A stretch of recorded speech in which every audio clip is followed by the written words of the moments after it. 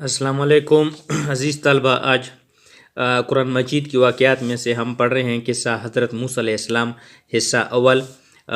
پہلا ہے حضرت موسیٰ علیہ السلام کی زندگی کا پہلا دور، پیدائش سے مدین جانے تک۔ اللہ جل شانہ نے بنی اسرائیل میں کئی انبیاء کرام علیہ السلام بھیجے، ان میں سے ایک عظیم رسول حضرت موسیٰ علیہ السلام بھی تھے۔ قرآن حکیم میں نبی کریم صلی اللہ علیہ وسلم کے بعد حضرت موسیٰ علیہ السلام کا ذکر تمام انبیاء کرام میں سب سے زیادہ آتا ہے۔ حضرت موسیٰ علیہ السلام کا تعلق بنی اسرائیل سے تھا۔ حضرت ابراہیم علیہ السلام کے پوتے حضرت یعقوب علیہ السلام کا لقب اسرائیل تھا، جس کا مطلب ہے اللہ جل شانہ کا بندہ۔ اللہ جل شانہ نے حضرت یعقوب علیہ السلام کو 12 بیٹے عطا فرمائے۔ ان بیٹوں کی اولادوں سے 12 قبیلے بنے جو بنی اسرائیل کہلائے۔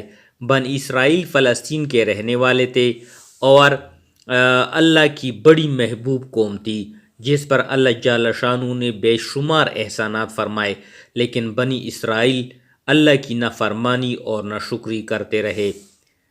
نمبر 1، بنی اسرائیل کا مصر میں داخلہ اور فرعون کا بنی اسرائیل پر ظلم و ستم۔ حضرت یعقوب علیہ السلام کے 12 بیٹوں میں ایک حضرت یوسف علیہ السلام بھی تھے، جنہیں اللہ جل شانہ نے مصر میں ایک بڑا مقام عطا فرمایا تھا۔ حضرت یوسف علیہ السلام اپنی والد، بھائیوں اور سب گھر والوں کو مصر بلوا لیا۔ اس طرح بنی اسرائیل فلسطین سے مصر آ کر آباد ہو گئے۔ بنی اسرائیل مصر میں کئی سال تک عیش و آرام سے حکومت کرتے رہے۔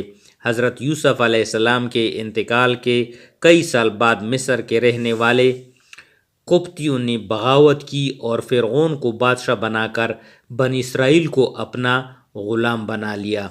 فرعون اس مظلوم قوم پر ظلم ڈھاتا اور ان سے جانوروں کی طرح کام لیتا تھا۔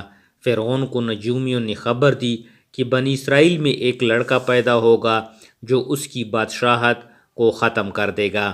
اس وجہ سے فرعون نے بنی اسرائیل کے لڑکوں کو قتل کرنے اور لڑکیوں کو زندہ چھوڑ دینے کا حکم دیا۔ اللہ جل شانہ نے بنی اسرائیل کو فرعون کے ظلم و ستم سے آزاد کرانے کے لیے حضرت موسیٰ علیہ السلام کو رسول بنا کر بھیجا۔ نمبر 2، حضرت موسیٰ علیہ السلام کی ولادت اور اللہ کی طرف سے ان کی حفاظت کا انتظام۔ حضرت موسیٰ علیہ السلام کی ولادت پر آپ علیہ السلام کی والدہ فکر مند ہوئی کہ اس بچے کو فرعون قتل کرا دے گا۔ اللہ نے ان کے دل میں یہ بات ڈالی کہ ایک صندوق میں بچے کو ڈال کر دریا میں بہا دے، اور انہیں تسلی دی کہ اللہ جل شانہ حضرت موسیٰ علیہ السلام کو واپس ان کے پاس پہنچا دیں گے۔ ان کی والدہ نے ایسا ہی کیا۔ صندوق حضرت موسیٰ علیہ السلام کو لیے دریا کے لہروں پر تیرتا رہا، اور حضرت موسیٰ علیہ السلام کی بڑی بہن دریا کے کنارے صندوق کے پیچھے پیچھے چلتی رہی۔ نمبر 3، حضرت موسیٰ علیہ السلام فرعون کے محل میں۔ جب صندوق حضرت موسیٰ علیہ السلام کو لیے دریا میں تیرتا ہوا فرعون کے محل کے سامنے پہنچا تو فرعون کے لوگوں نے اسے نکال کر فرعون اور ملکہ کے سامنے پیش کیا۔ جیسے ہی صندوق کھولا گیا تو اندر ایک نہایت خوبصورت بچے کو دیکھا۔ اللہ جل شانہ نے حضرت موسیٰ علیہ السلام کی محبت ملکہ آسیہ علیہ السلام کی دل میں ڈال دی۔ ملکہ نے فرعون سے کہا کہ ہم اس کو اپنا بیٹا بنا لیتے ہیں۔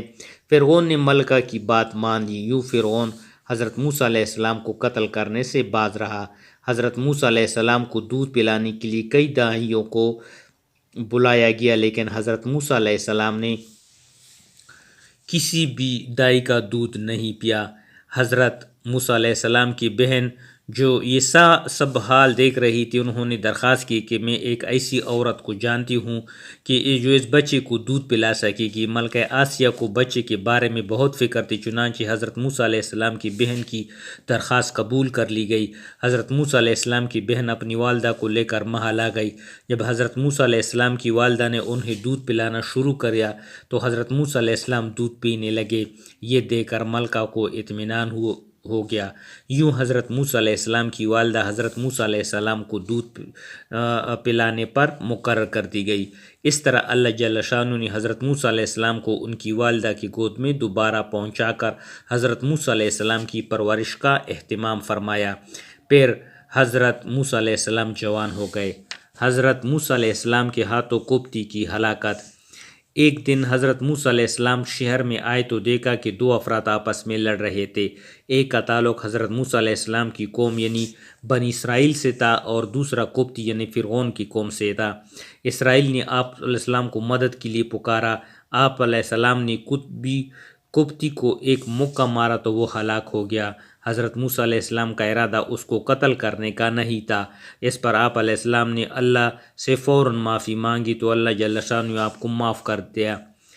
قبطی کی ہلاکت ایسی وقت میں ہوئی کہ جب سب لوگ آرام کر رہے تھے، اس لیے لوگوں کو پتہ نہیں چلا کہ قبطی کو کس نے ہلاک کیا ہے۔ اگلی صبح جب حضرت موسیٰ علیہ السلام شہر میں آئے تو اسی اسرائیلی کو دوبارہ ایک اور قبطی سے لڑتی ہوئی دیکھا۔ اس پر حضرت موسیٰ علیہ السلام نے اسرائیلی سے کہا کہ تم ہی گم رہا ہو اور اسی قبطی سے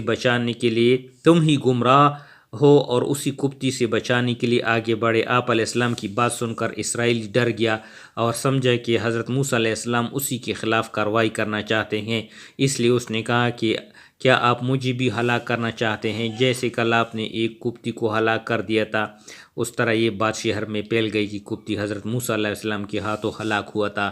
جلد ہی ایک شخص دوڑتا ہوا حضرت موسیٰ علیہ السلام کے پاس آیا اور کہا فرعون اور اس کی قوم کے سردار آپ کو قتل کرنے کی تیاری کر رہے ہیں، لہٰذا آپ یہاں سے فوراً چلے جائیں۔